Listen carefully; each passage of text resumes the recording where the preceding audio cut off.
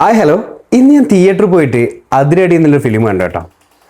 ഫിലിമിനെ കുറിച്ച് പറയുകയാണെങ്കിൽ കുറേ നാളിന് ശേഷം ഇത്ര നന്നായിട്ട് തിയേറ്ററും ചിരിച്ച് ആഘോഷിച്ച് പുറത്തേക്ക് ഇറങ്ങി വരാൻ പറ്റി എന്ന് പറയാം. നിങ്ങൾ വലിയൊരു സ്റ്റോറി നോക്കി പ്രതീക്ഷിച്ച് പോവുകയാണെങ്കിൽ നിങ്ങൾ ഈ ഫിലിമിന് പോകരുത്. നിങ്ങൾക്ക് ഒരു 1.5 മണിക്കൂർ നേരം അല്ലെങ്കിൽ 2.5 മണിക്കൂർ നേരം ഒരു ആഘോഷമായി, അല്ലെങ്കിൽ തിയേറ്ററിൽ നിന്ന് അല്പനേരം ചിരിക്കാം, കുറച്ച് നേരം റിലാക്സ് ചെയ്യാന്ന് വെച്ച് പോവുകയാണെങ്കിൽ നിങ്ങൾക്ക് പറ്റിയൊരു പടമാണ്. പ്രധാനമായിട്ടും വലിയൊരു ലോജിക്കൊക്കെ പ്രതീക്ഷിച്ച് പോവുകയാണെങ്കിൽ നിങ്ങൾ ദയവേത് തിയേറ്ററിലേക്ക് പോകരുത്. നിങ്ങൾക്ക് 2.5 മണിക്കൂർ നേരം അല്ലെങ്കിൽ 2 മണിക്കൂർ നേരം ചിരിക്കാനാണ് ആഗ്രഹമെങ്കിൽ നിങ്ങൾക്ക് തിയേറ്ററിലേക്ക് പോകാം. ഫിലിമിൻ്റെ ഫിലിമിനെ തുടക്കം മുതൽ അവസാനം വരെ ചിരിക്കാനും, അതുപോലെ തന്നെ ഈ ബേസിൽ ജോസഫിൻ്റെ ഒരു എനർജി ഉണ്ട്. ഈ ഫിലിമിനെ തുടക്കം മുതൽ അവസാനം വരെ കൊണ്ടുപോകുന്നത് അദ്ദേഹത്തിൻ്റെ ഒരു എനർജിയാണെന്ന് പറയാം കേട്ടോ. അദ്ദേഹത്തിൻ്റെ പ്രസൻറ്റേഷനാണ് ഈ ഫിലിം എന്ന് തന്നെ പറയാം. അതിലുപരി ഈ ഫിലിമിൻ്റെ അവസാനം, ഫിലിം കഴിഞ്ഞ് തിയേറ്ററിന് എഴുന്നേറ്റ് വരുന്ന സമയത്ത് നിങ്ങൾ 2 മുഖങ്ങൾ ഓർമ്മിക്കും. ഒന്നാണ് ഷാൻ റഹ്മാൻ. ഷാൻ റഹ്മാൻ, താങ്കൾക്ക് എന്തോ കഴിവുകളാണ്.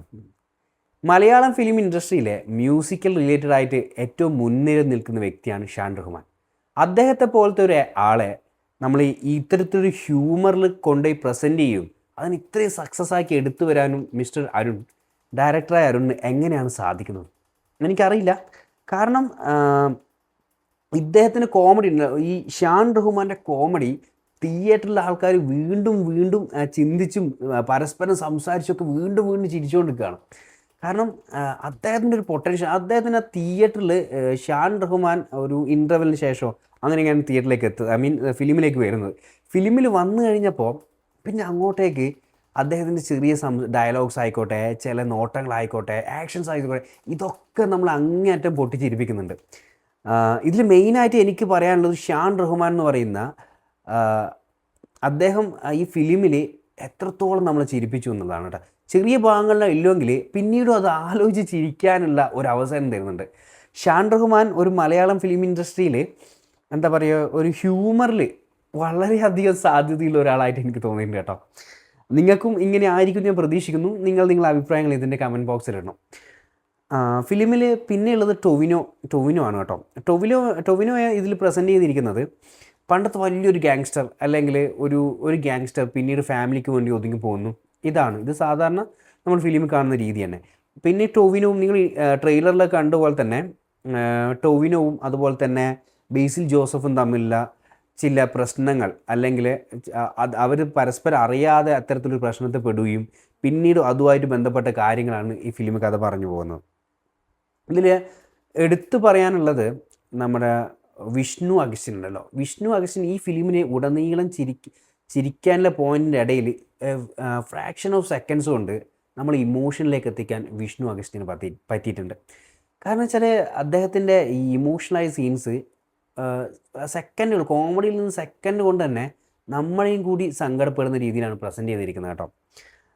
ഈ ഫിലിം കഥ പറഞ്ഞു പോകുന്നത് ഇങ്ങനെയാണ്. ഒരു ഫാമിലിയിലെ ഏട്ടനും അനിയന്മാരുണ്ട്. അതിൽ ചേട്ടൻ ഒരു കോളേജ് പഠിക്കുന്നു. അദ്ദേഹത്തിൻ്റെ കോളേജ് കാലഘട്ടങ്ങളിൽ ചില ആക്സിഡൻറ്റ്സ് നടക്കുന്നു. അതേ കോളേജ് തന്നെ അനിയൻ പഠിക്കാൻ പോകുന്നു. ചേട്ടൻ അവിടുത്തെ വലിയൊരാളായിരുന്നു മനസ്സിലാക്കുന്നു. അപ്പോൾ ചേട്ടൻ്റെ ചില ആഗ്രഹങ്ങൾ, അല്ലെങ്കിൽ അന്നത്തെ ആക്സിഡൻറ്റുമായിട്ട് ബന്ധപ്പെട്ട് ചേട്ടനുണ്ടായ ട്രോമയെ മാറ്റാനായിട്ട് അനിയൻ പ്രവർത്തിക്കുന്ന ചില കാര്യങ്ങൾ, അതുമായിട്ട് ബന്ധപ്പെട്ട് മുന്നോട്ട് പോകുമ്പോൾ നാട്ടിലെ ഒരു ഗുണ്ടാന്നോ അല്ലെങ്കിൽ എക്സ് ഗുണ്ടാന്നോ ഒക്കെ പറയുന്ന ആളുമായിട്ടുണ്ടാകുന്ന പ്രശ്നങ്ങൾ, അതിലേക്കാണ് ഈ ഷാൻ റഹ്മാനും അതുപോലെ തന്നെ വിനീത് ശ്രീനിവാസനും ഒക്കെ വരുന്നത് കേട്ടോ. ഈ വിനീത് ശ്രീനിവാസൻ തന്നെ സെൽഫായിട്ടൊരു ട്രോളുണ്ട്. അത് നിങ്ങൾക്ക് തിയേറ്ററിൽ തന്നെ കണ്ട് ചിരിക്കാൻ പറ്റുന്ന ഒരു പോർഷനാണ് കേട്ടോ. അത് എത്രത്തോളം എൻജോയ് ചെയ്യുന്നുണ്ട് വിനീത് ശ്രീനിവാസൻ അടക്കമുള്ള ആൾക്കാർ എന്നും കൂടി നമുക്ക് മനസ്സിലാക്കാം. അങ്ങേയറ്റം തിയേറ്ററിൽ ചിരി ഉണർത്തിയ ഒരു സീനും കൂടിയാണ് അദ്ദേഹം സെൽഫായിട്ട് റോൾ ചെയ്യുന്നത്. ഇത്തരത്തിലൊരു പ്രശ്നത്തിലേക്കാണ് നമ്മുടെ വിനീത് ശ്രീനിവാസനും അതുപോലെ തന്നെ ഷാൻ റഹ്മാനും ഒക്കെ വരുന്നത്. പിന്നീട് ആ പ്രശ്നം വളരെ നല്ല രീതിയിൽ ഫിലിമിലേക്ക് കൊണ്ടുവരുന്നു. പിന്നെ ഒരു കോമഡി ആയിട്ട് തന്നെ ഫിലിം അവസാനിക്കുന്നു എന്നതാണ് പറയാനുള്ളത്. ഈ ഫിലിമിൽ ഇത്തിരി ഇമോഷൻ ഉണ്ട്, അതിലുപരി കോമഡി ഉണ്ട്. ഫിലിമിനെ മൊത്തമായിട്ട് റൺ ചെയ്യുന്നത് ബേസിൽ ജോസഫാണ് കേട്ടോ, അദ്ദേഹത്തിൻ്റെ എനർജിയും. അപ്പോൾ 2.5 മണിക്കൂർ നേരം നിങ്ങൾ തിയേറ്ററിൽ പോയിട്ട് ഫാമിലിയും ഫ്രണ്ട്സുമായിട്ട് ചിരിക്കാൻ ആഗ്രഹിക്കുകയാണെങ്കിൽ ദയവേത് നിങ്ങൾക്ക് ഈ സിനിമ കാണാം. പക്ഷേ നിങ്ങൾ വലിയൊരു പ്രതീക്ഷയോടെ വലിയൊരു കഥയൊക്കെ എക്സ്പെക്റ്റ് ചെയ്യുന്നെങ്കിൽ നിങ്ങൾ തിയേറ്ററിലേക്ക് പോകരുത്. ഇതൊരു ഫണ്ണായി 2.5 മണിക്കൂർ നേരം ആഘോഷിക്കാൻ പറ്റുന്ന ഒരു ഫിലിമാണ്. പിന്നെ ജെൻസി പിള്ളേരോട് എനിക്ക് പറയാനുള്ളത്, നിങ്ങൾ പ്രതീക്ഷിക്കുന്ന ഒരു സോഷ്യൽ മീഡിയ ഇൻഫ്ലുവൻസർ ഈ ഫിലിമിലുണ്ട്.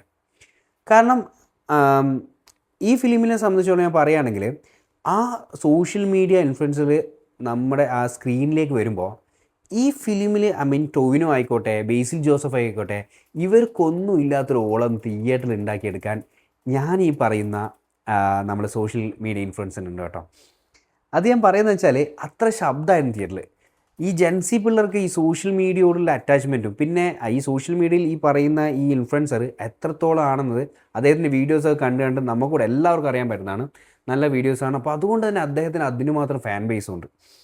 അതൊക്കെ തിയേറ്ററിൽ എടുത്ത് കുലുക്കുന്നുണ്ട്. കാരണം വെച്ചാൽ എനിക്ക് നന്നായിട്ട് ഇഷ്ടപ്പെട്ടു അദ്ദേഹത്തെ ആ ഒരു സ്പെസിഫിക് ഏരിയ പ്രസൻറ്റ് ചെയ്തതും, അതും നല്ല ഫണ്ണായി ചിരിക്കാനുള്ള പോർഷനൊക്കെ ആയിട്ട്. എന്താ പറയുക, നിങ്ങൾ തിയേറ്ററിൽ ടിക്കറ്റ് എടുത്ത് കയറുകയാണെങ്കിൽ ഞാൻ പറയും നിങ്ങൾക്ക് ചിരിച്ച് സന്തോഷിച്ച് തിരിച്ചു വരാൻ പറ്റും. നല്ലൊരു ഫിലിമാണ് കേട്ടോ. പക്ഷേ വലിയ രീതിയിൽ ഒരു പ്രതീക്ഷയായി തിയേറ്ററിലേക്ക് വരും. വലിയൊരു കഥയായിരിക്കും, പിന്നെ ഇമോഷനും അങ്ങനെയൊന്നും ചിന്തിക്കാതെ കേട്ടോ. 2.5 മണിക്കൂർ നേരം ഒരു ലോജിക്കും ഇല്ലാതെ ഒരു കോളേജിൽ നടക്കുന്ന സംഭവമായിട്ട് നിങ്ങൾക്ക് ചിരിച്ച് സന്തോഷത്തോടെ കണ്ട് തിരിച്ചു വരാൻ പറ്റും.